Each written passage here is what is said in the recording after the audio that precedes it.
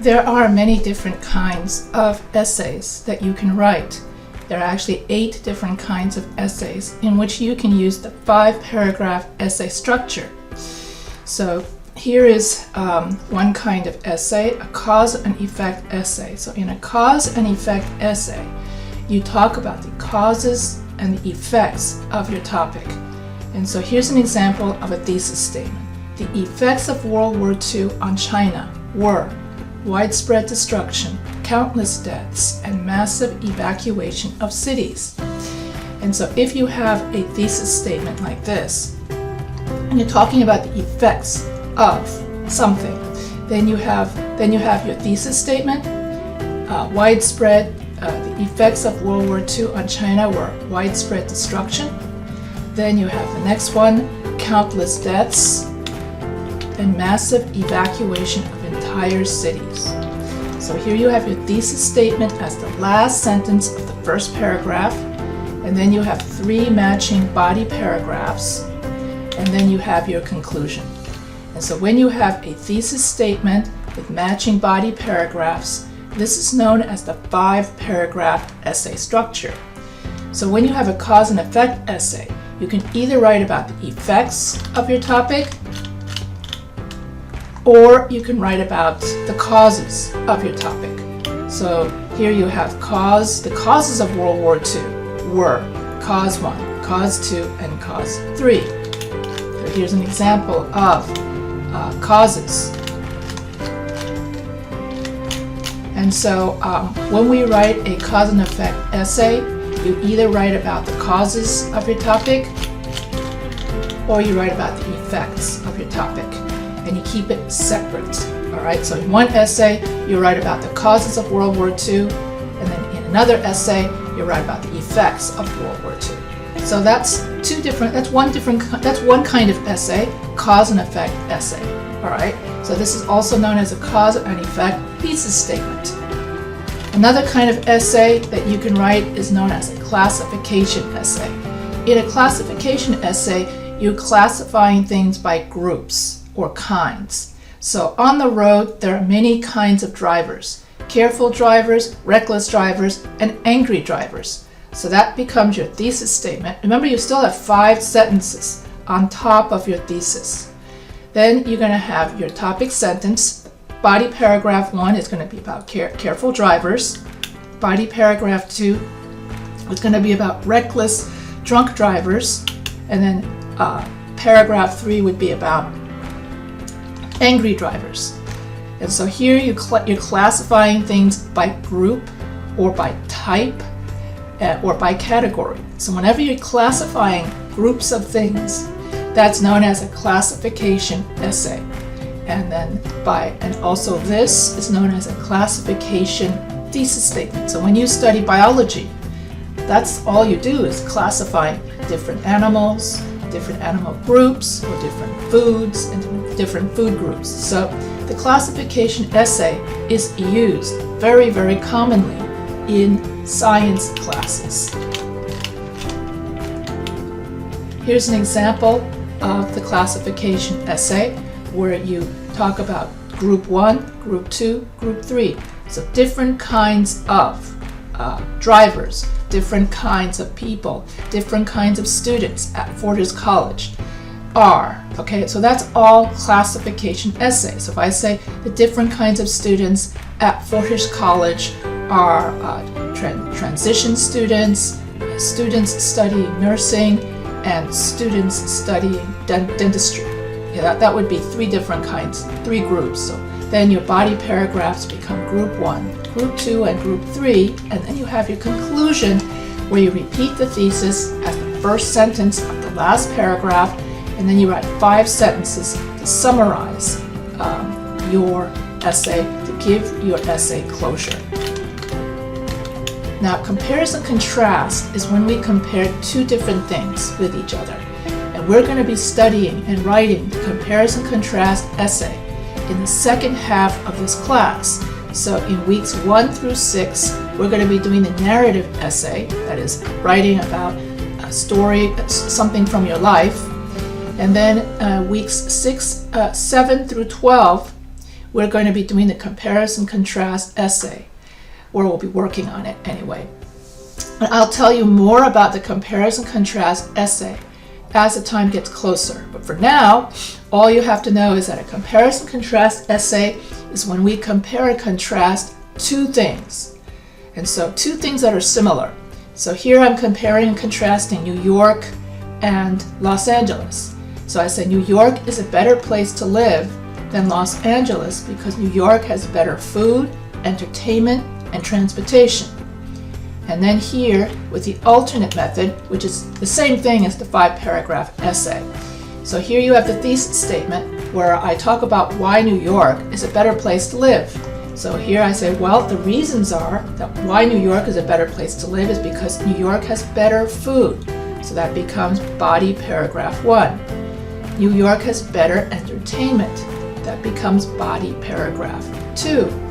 And New York has better food. And that becomes body paragraph 3, and then you have your conclusion. So when you have a thesis statement with 3 matching body paragraphs, this is called the 5-paragraph essay structure. Now you have 2 different methods in which you're going to do the compare and contrast essay. You can use the alternate method, which is the same thing as the 5-paragraph essay structure, or you can use the block method. So when we use the block method, so here you would write about the thesis statement stays the same. New York is a better place to live than Los Angeles because New York has better food, entertainment, and transportation. Then in paragraph 2, you write about how New York has better food, entertainment, and transportation. And you have to stick to 5 to 7 sentences, and you're going to write about it in this order. So in the New York paragraph, you're going to talk about better food, then you talk about entertainment and transportation, and you got to keep it to 7 paragraphs. Then the next paragraph, Los Angeles has better food and transportation. And then here, in the conclusion, you tell the reader which city you like to live in the best. So you have the choice of using either the block method or the alternate method for your comparison contrast essay. I'll be going over that a lot more in the second half of the class. Another kind of essay is known as a definition essay, where you define a word, or you define a concept, or you define an abstract idea. And so here, the word qi in Chinese means extension of one's soul, gaseous liquid, and one's breath.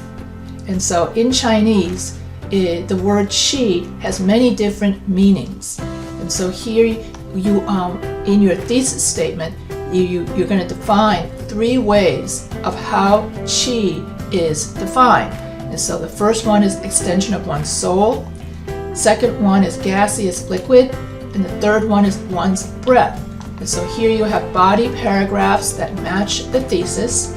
And so this other topics would be how to be a good wife. To be a good wife is defined as someone who is a partner in the relationship, someone who is loving and has good communication. Okay, so that's what a good wife is. In Asia, the definition of a good wife is someone who is obedient to their husband, obedient to the elders and the in-laws, and someone who is takes care of the kids. So a more passive and obedient version of good wife. And so a definition essay defines concepts, ideas, words, and sometimes the definitions of those words and concepts differ from culture to culture. So a good boss, the definition of a good boss in Asia is someone who is older, someone who is experienced, and someone who is mature. So that's what's considered a good boss. But in the West, in the United States, a good boss is someone who is young, dynamic, and very tech savvy. In other words, the emphasis is on youth, while in Asia, a good boss, the emphasis is on maturity or being older. And so all of these are examples of definition essay, where you define a term, you define a concept, you define a word. So here you have the definitions become your body paragraphs, and then you, just like everything else, you repeat the thesis statement as the first sentence of the last paragraph, and then you write 5 sentences to summarize the essay. And so here you have definition 1, definition 2, definition 3, and that's what makes up the body paragraphs of a definition essay.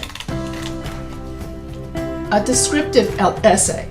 In a descriptive essay, describes the topic. It describes holidays. It describes why something is important. And so here you have to celebrate Chinese New Year, which is today. To celebrate Chinese New Year, my family plans a big reunion, has a big dinner, and hands out money in red envelopes to the children.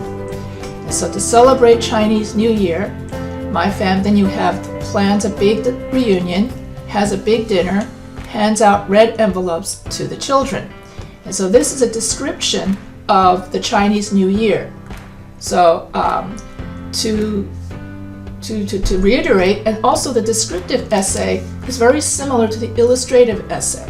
A lot of these essay types overlap, and once you learn all the different essay structures, you can mix and match the different essay structures within your body paragraphs and within one essay. And so here in a descriptive essay, you have your topic, then you have your controlling idea, and then you have description 1, description 2, description 3. And so here the topic is to celebrate Chinese New Year, and then you have the 3 descriptions. You would have the big family reunion, then you have handing out money to the kids, and then you would have everybody eating. Okay, so pretty much you have a big reunion, a dinner, and you hand out envelopes to the kids. And then here with each paragraph, you're going to write 5 to 7 sentences about this topic. And so here I'm going to write 5 to 7 sentences about the big family reunion. And so when I was young, the entire family used to get together for Chinese New Year. We would all either eat at someone's house or at a restaurant. It depended on which aunt was hosting the. Some aunts liked to cook, and so we would always have the big reunion and eat the dinner at their house. Or some aunts didn't like to cook, and we ended up at a Chinese restaurant. But we would all reunite, and we would all get together, and we would all talk, and we would all catch up with each other, and it was a lot of fun. And then we would have a big dinner, and in this paragraph you write only about the dinner, and then what we eat. And so we ate things like fish, because if you eat fish and dumplings, those are considered good luck foods, and so that will bring prosperity in the new year. And so we would eat that. And so here you would have a description of whatever it was you ate for that big dinner. And then the third paragraph is after we eat the dinner, we hand out these red envelopes to the children. Inside the red envelopes are like money, and it's like giving the children some kind of allowance, and then the gift money, kind of like, and the children can then use that gift money any way they want, like a gift card. Okay, similar to a gift card. These days they would put the gift card inside the red envelope, and the red envelope symbolizes prosperity, good fortune. Everything symbolizes prosperity and good fortune. So here you have and then you're going to repeat your thesis statement as the first sentence of the last paragraph, and then you would write 5, and so each paragraph would have 5 to 7 sentences. And so when you have a thesis statement, and also this thesis statement is the last sentence of the first paragraph, so you're going to have 5 other sentences before the thesis. A lot of students make the mistake of just writing only the thesis statement for their introduction, which is incorrect and incomplete.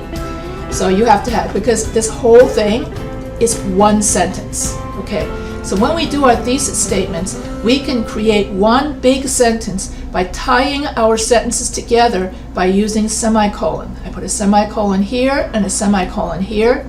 And when I use semicolons to tie together various sentences, then it can all become one big sentence.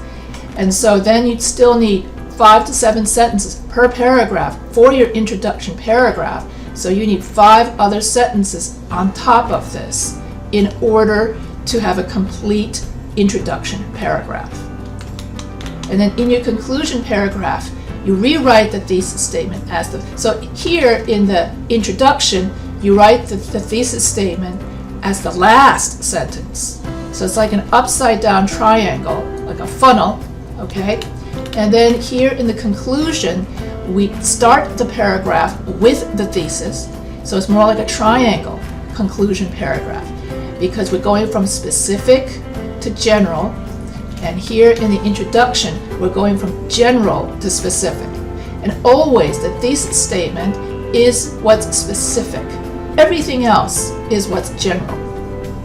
So if you have a thesis statement with matching body paragraphs, and you have a funnel introduction paragraph and a summary, so you can Google summary conclusion paragraph, and then you can Google funnel introduction paragraph. And then that way you can learn how to write the most basic introduction paragraph and then the most basic conclusion paragraph. So every introduction paragraph you have to have an essay hook, a bridge, and then you have a thesis. So the essay hook is the first sentence that grabs the reader's attention. The bridge, 5 sentences to give context to that thesis statement. And then the last but not least, your thesis statement. Then you have your body paragraphs that match your thesis statement.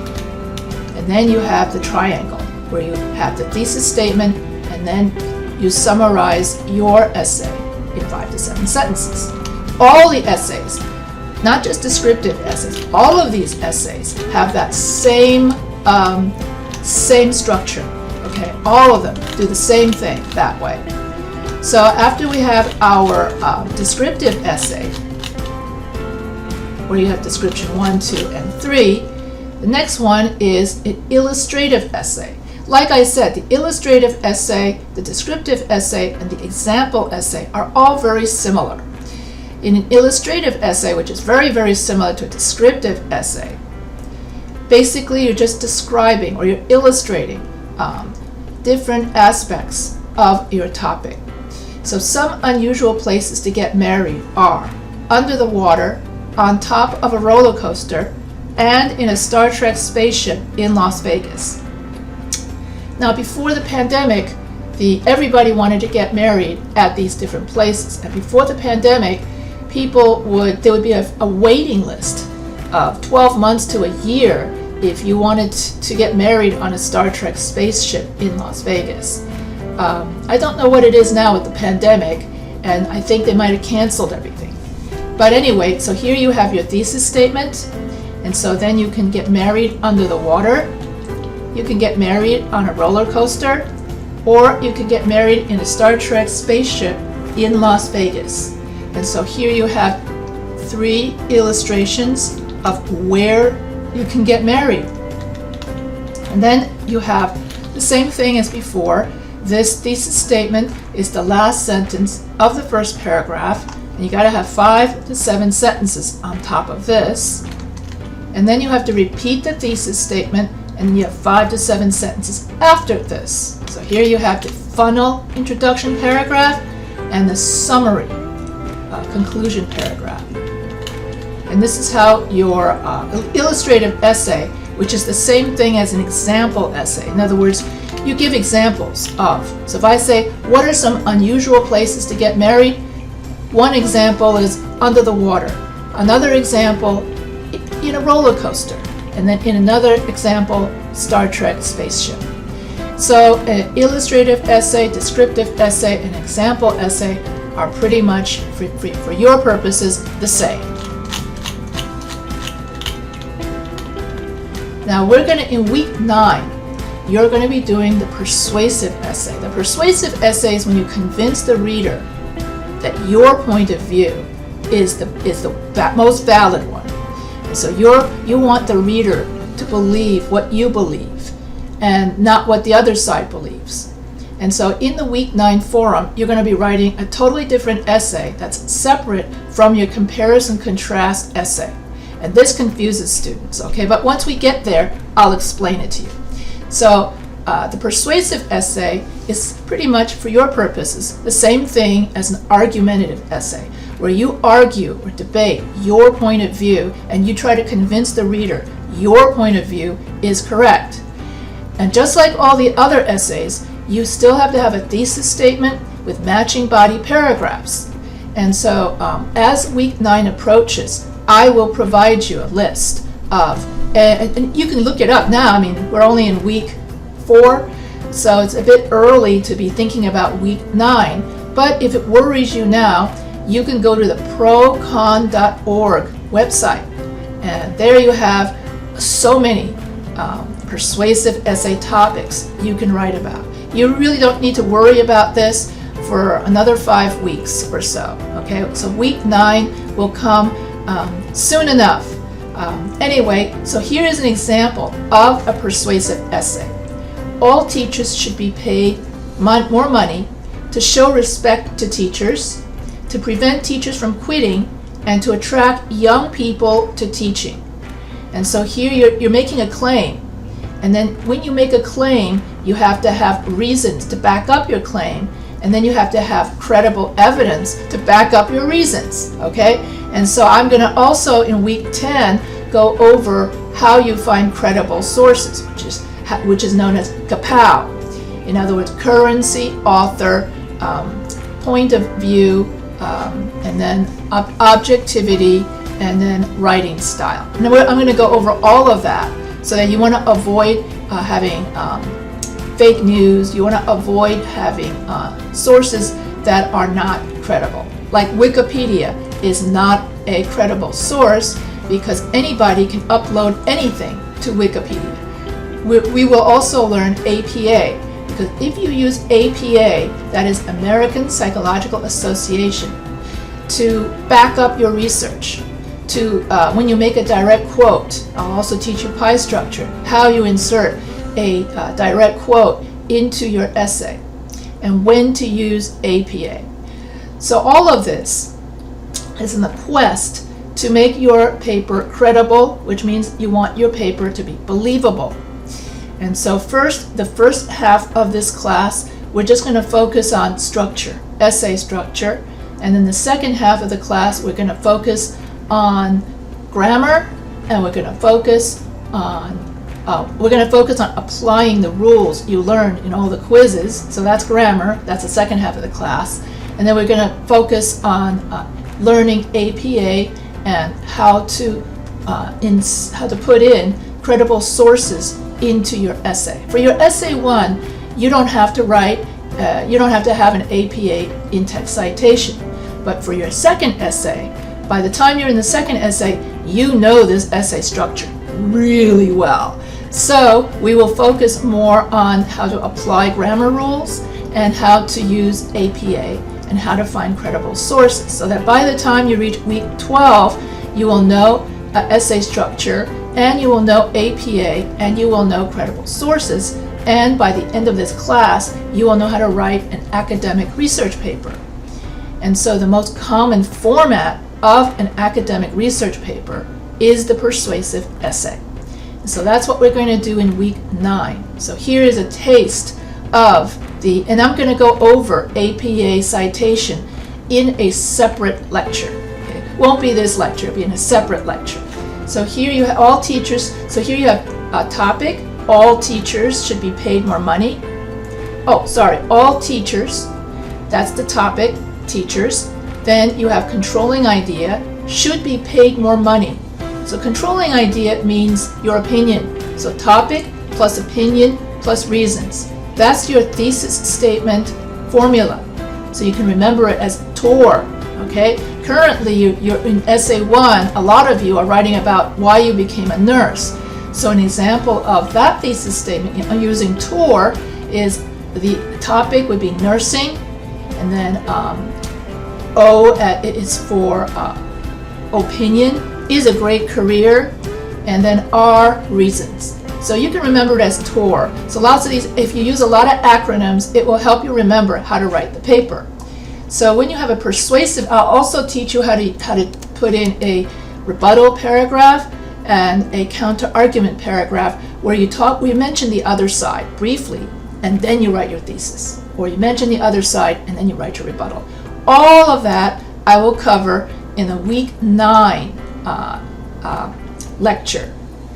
So you get to look forward to that. When you talk a little bit about the other side using the counter-argument, you make your argument so much stronger by rebutting the other side. And that's what they do at a trial, okay? In a counter-argument, you have the two sides, and the two sides clash heads. And then the jury, just like in a trial, the two sides, the defense and the prosecution. So let's say someone says so-and-so is guilty. The other says so-and-so is not guilty. And each side has their version of reality. And so then the jury, that's kind of like the reader, has to decide, okay, do I send that guy to jail or not? And then based on the argumentation of the prosecutor and based on the argumentation of the defense, that's how you decide how either way.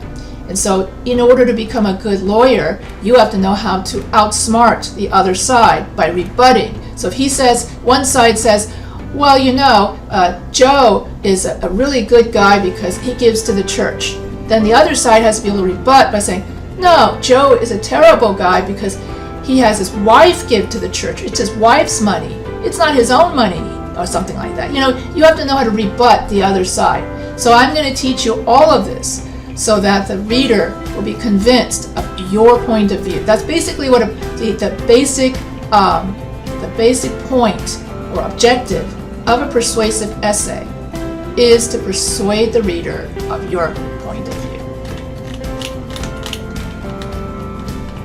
And so here in a persuasive argumentative essay, the thesis statement is topic plus controlling ideas, and then reason 1, reason 2, reason 3. So here the topic would be teaching is a great career because reason 1, I get to meet many students, I get to interact with everyone, and I get to teach everybody a new skill. Then these 3 reasons become your body paragraphs. I say this over and over again in your feedback, whether it's something good or bad. If I say, you have a great thesis statement, which becomes your body paragraphs, that's a good thing, because that means you have essay coherence. And just like in the other paragraphs, this thesis statement is the last sentence of the first paragraph. So it's the funnel introduction paragraph. And then you have the summary conclusion paragraph, where the thesis statement is the first sentence, okay, and it becomes a triangle, and you can Google summary conclusion paragraph. The next kind of essay is known as a process essay. A process essay tells you how something is done. It tells you what the process is to get something done. It's the how-to, essay. How to get rich, how to lose weight, that sort of thing. Anything to how-to is the process essay. So here you would have step 1, step 2, step 3. That becomes the body paragraphs. Okay, so you would say, to impress the boss, one needs to, step 1, dress professionally. Step 2, take initiative. Step 3, always be enthusiastic about work. So when you're trying to tell someone how to do something, that's a process essay. It's a very simple, straightforward kind of essay. So here you would have step 1. So you have your how to get rich. You need to invest your, step 1, invest your money in a smart manner. You need to not spend your money like there's no tomorrow. And step 3, have a really good financial advisor. And step 4, invent something that no one else has invented. Okay, I had more than, you just need 3 steps, you don't need 4, but you get the idea. So that when you have a process essay, it's step 1, step 2, step 3. That's it. Okay, so that's very easy for a process essay, and I guess that's it. See? So once you master these different types of essays, then you can actually mix and match these different types. But that goes beyond what this class teaches. So in this class, I'm just happy that you just learned these different types and you're aware of these different types. And another one. Okay, one last one. Okay, it's not in these whatchamacallits, and it's known as the problem. And I didn't have the time to create, so I apologize. I didn't have time to create a graphic in which the first half it's different. I guess it's different, and I'll just show you. Okay, so the first half of the essay, okay, you're going to state the problem, and then in the second half of the essay, you're going to state the solution. Now so in this particular one, when you state the problem, you're going to go through what's the background, what's your purpose, okay, and that sort of thing. All right, there's many different mini parts to what your problem is, the purpose of this problem, and then that sort of thing. And then you have your thesis. Okay, thesis statement. Then with the solution, you're going to talk about what can be done, limitations, and then what can be done, and then you want you to be the one to do it, and so you want to eliminate the competition. I'll explain what that means in a second. So then you have, when we use the problem solution, and that your solution is the best solution. That's basically, so this is sort of like a this is similar to a persuasive essay because it is the best. This is similar to a persuasive essay because you want the reader or the people listening to be convinced that you are correct. Your solution, your argument is the one that works. And so with a problem solution essay, a problem solution essay is used in business proposals, it's used for science papers, it's used whenever you want someone to do something. It's got so many names. I could go over, and I'm going to go over different types of problem solution essay when I go over business communication and when I go over science papers. Those are different uses of the problem solution essay. And the problem solution essay is used a lot when you want to make a proposal. A business proposal would sound something like, let's expand our business into Asia. Okay, so the problem would be, we don't have enough money. We want to expand our, we're not getting enough people to buy our product here in the United States. And we want to expand our customer base. We want everyone to know about our product, but we are only stuck with just the United States. So let's become more international, for instance. So that would be your problem, is how to get your product to Asia or to Europe or Africa or wherever. And then the solution would be, we need to hire a marketing team, or we need to put more money into our budget. And so here you're going to have the solution. We'll have many different solutions, but basically that each team will come up with a solution. One team will say, we need a bigger budget. A different team would work on, we need more marketing. Okay, and so when we write a problem solution paper, you declare the problem and you find one solution. You don't have many different solutions, okay? So let me give a better example. I'll give you the example when I do. So basically a problem solution essay is you state the problem and then you state the solution. And it's used when you want to propose, make a research proposal or a business proposal. And so it's a little different than the usual 5-paragraph essay structure. And it's used a lot. And basically, you're not going to be writing a problem solution essay, I think, in this class. Basically, I just want you to know about it. The closest you'll be writing a problem solution essay would be the persuasive essay, where you could write in your conclusion paragraph, you can come up with a solution to the problem. So, and so there are many different uses for the problem solution essay. And I think I have the graphic for this, but I haven't.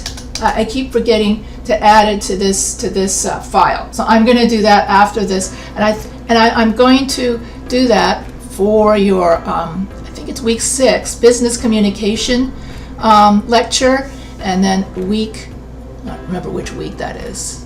Week 10? No, it's not week 10. Week 11? Something like that. I think it's week 11 that I have the science paper one.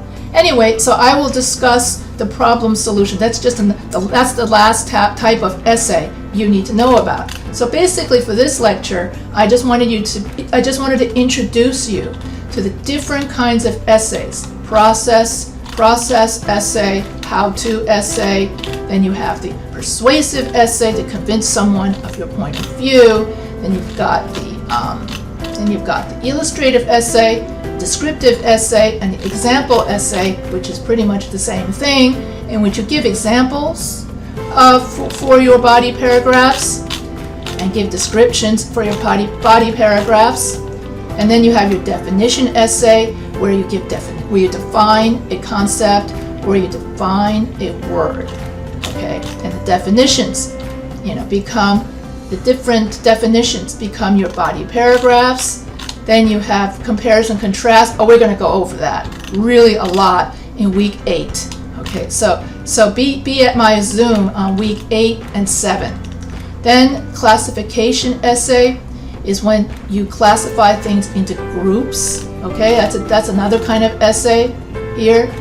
Different groups, like you got many different kinds of drivers: careful drivers, reckless drivers, angry drivers, and safe drivers. And then the very first one that I think we went over was cause and effect. So you write about the causes in one essay, or you write about the effects. So if you get a cause and effect essay topic, you have to choose. Do you want to write about the causes of that topic, or do you want to write about the effects of that topic? It would be too much to try to write the causes and effects together in one essay. So it's easier to separate the two. And so when you're assigned, although luckily for you, you're not doing any cause and effect essays in this class, unless you want to. If you want to use a cause and effect essay structure for your persuasive essay, for instance, you can do that. You could say the causes of COVID-19 are, or the effects of COVID-19 are, high mortality rate, high worker sickness, everybody's sick, and so that they get the supply chain is messed up because there's nobody no drivers, and no one working in this because everyone's sick. So sickness is another effect of COVID-19, and obviously the saddest part is the deaths. So that would be the effects of COVID-19. So that would be one essay, and then the causes of COVID-19. Then that would require, they're still figuring that out. So when you write a cause and effect, okay, it's two separate essays. So here I used the effect of World War II, the causes. So this would be like a history major, right? Someone who majors in history would know about the causes of World War II. I do know about the effects of World War II on my family in China, when China was bombed and then my family had to flee. So the effects of World War II was mass, everybody had to leave, and then massive evacuation of cities, so many deaths, and that sort of thing. So that would be the effects of World War II, that sort of thing. So then you would write either about the causes or the effects. So this pretty much ends my my video on different types of essays. Now, if you have any questions, you can feel free to email me at my email address, yho@fortiscollege.edu. So I'm going to stop this video, and if you have any questions, feel free to email me.